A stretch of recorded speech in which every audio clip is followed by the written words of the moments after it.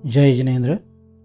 पूर्णार्घ जैन ग्रंथ वाचन अर्घ 6 भाग 1 पदार्थ विज्ञान व जैन धर्म। आजचे युग विज्ञान युग आहे। मनुष्य प्रत्येक गोष्ट विज्ञानाच्या कसोटीला उतरते किंवा नाही हे पाहतो। त्याला जैन दर्शन देखील अर्थातच अपवाद नाही। एकेकाळी दर्शन आणि विज्ञान परस्पर विरुद्ध आहेत अशी समजूत होती, पण त्याचे मूळ कारण अज्ञान होते। आज हा विरोध कमी होत आहे। Science is blind without religion and religion is lame without science. म्हणजे विज्ञान हे धर्माच्या अभावी आंधळे आणि धर्म विज्ञानाच्या अभावी लंगडे आहे। दर्शन आणि विज्ञान या दोघांचे ध्येय एकच, ते म्हणजे सत्याचा शोध घेणे।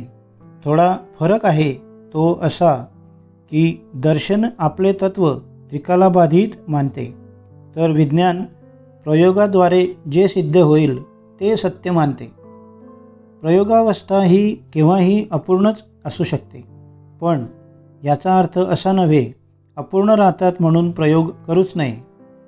विज्ञानाच्या इतिहासात काही वेळा परस्पर विरोध आढळून येतो। टॉलेमी या शास्त्रज्ञाने खगोलविषयी जे सिद्धांत मांडले ते कोपर्निकस या शास्त्रज्ञाने मोडले, म्हणजे असत्य सिद्ध केले। प्रोफेसर आइन्स्टाईनने सापेक्षवादाने त्यालाही वेगळीच दिशा दिली। न्यूटनचे गुरुत्वाकर्षण देखील सापेक्षवादापुढे निष्प्रभ ठरले। Doctor A.W. बॅरट हा शास्त्रज्ञ स्पष्ट म्हणतो की science is a series of approximations to the truth.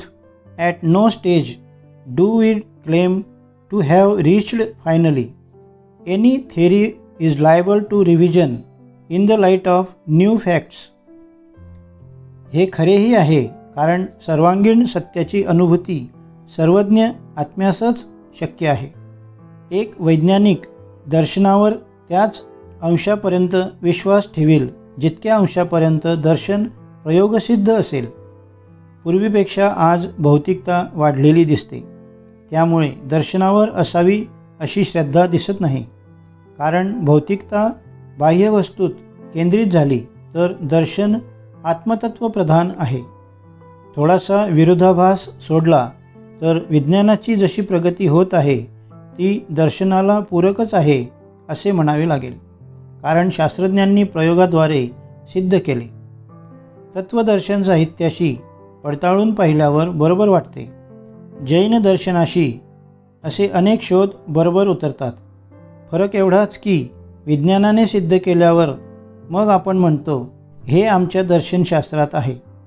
वास्तविक दर्शन साहित्याप्रमाणे विज्ञानाने प्रयोग करावेत आणि सत्याची खात्री करून घ्यावी। पण जैन दर्शनाचा तौलनिक अभ्यास जगापुढे येईल तेव्हा ना।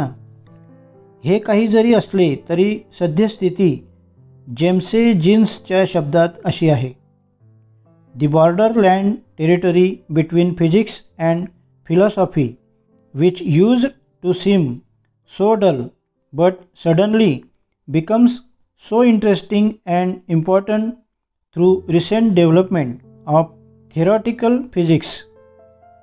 जैनाचार्यांनी साहित्याच्या सर्व क्षेत्रात प्रचंड ग्रंथ निर्मिती केली आहे।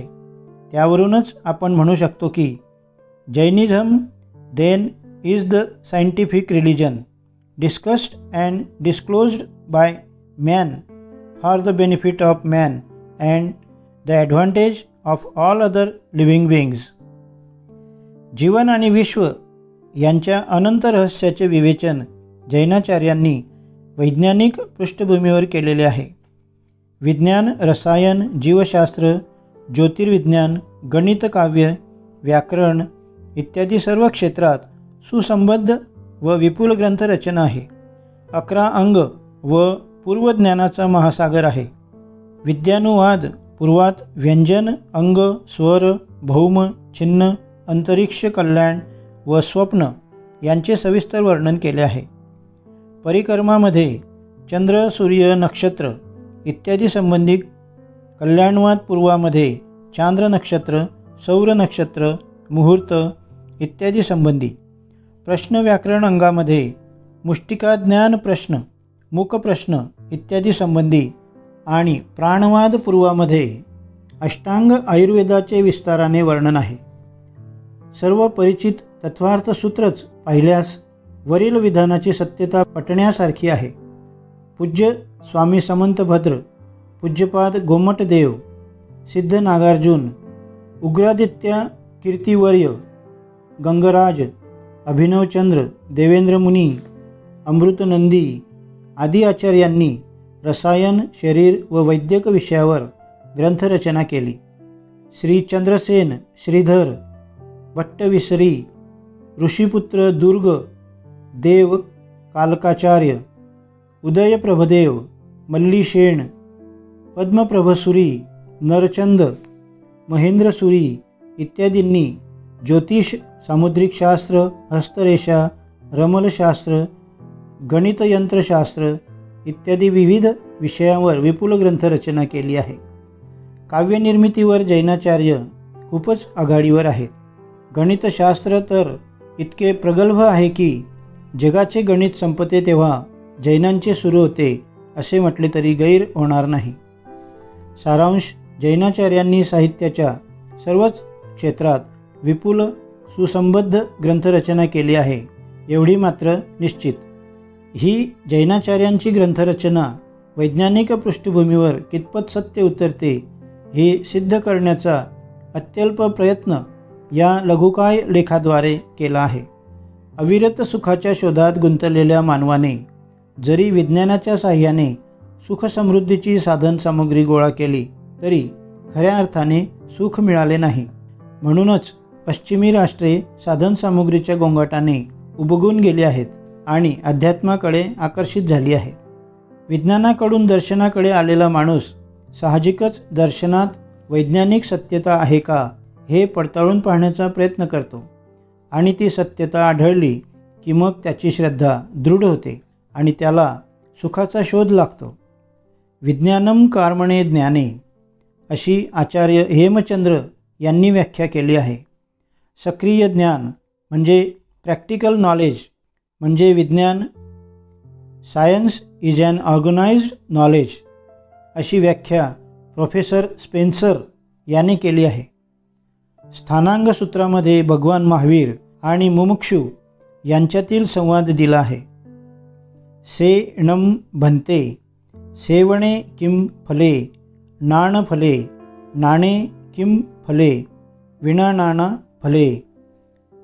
मुमुक्षु, भगवान श्रवणाचे फळ काय आहे? भगवान महावीर, श्रवणाने ज्ञानाची प्राप्ती होते. मुमुक्षु, भगवान ज्ञानाचे फळ काय आहे? भगवान महावीर, ज्ञानाचे फळ विज्ञान आहे. सारांश, ग्राह्य, अग्राह्य, देय, उपादेय काय आहे हे ज्यामुळे समजते ते विज्ञान. नवयुगामध्ये जरी मनुष्यांना दर्शन साहित्यात वैज्ञानिक तथ्य आहे, अत्यल्प प्रमाणात आहे असे वाटले तरी दर्शन साहित्यातच अधिक वैज्ञानिक तथ्य आहे हेच विज्ञानाने सिद्ध केले आहे. निदान जैन दर्शन साहित्य संबंधाने हे विधान पूर्णपणे सुसंगत व सत्य आहे. म्हणूनच दर्शन व विज्ञान यांचा समन्वय जिथे जिथे होतो ती स्थळे शोधून काढण्याचा प्रयत्न प्रस्तुत लेखात केला आहे.